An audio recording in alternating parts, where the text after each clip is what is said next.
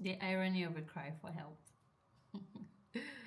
The irony of a cry for help is that it doesn't always sound like crying.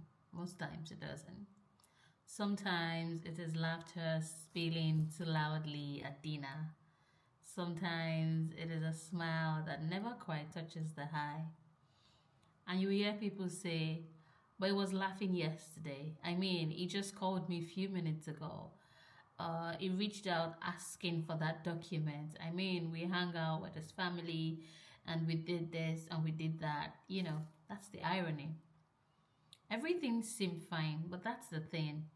A cry for help rarely looks like what you expect. Sometimes it is loud. Sometimes it is, I'm not okay. Other times it hides in the mundane, in the pauses, in the silence, the things we scroll past, the things we've learned to overlook over time. And maybe you will argue with me and say, Oluwayimika, we're all dealing with things, everyone has issues. But have you thought that maybe that's your cry for help too? The way you've learned to brush it off, the way you've learned to say, we're all dealing with things. Maybe that's your own way of crying for help because other people have brushed you off. When you've cried for help, when you've asked, you've been told time and time again that we're all dealing with issues, we all have things we're dealing with. So inherently, it has become your anthem to something that you say just because other people have brushed you off. You've also started saying this.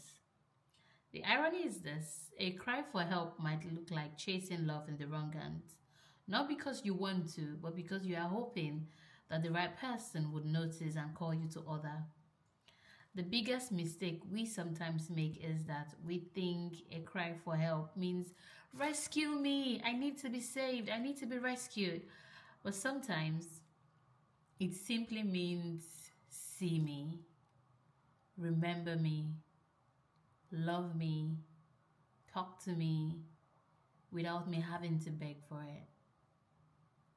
And that's the irony because the cry for help isn't always a scream. No, sometimes it's a whisper, and you never hear it until it is gone.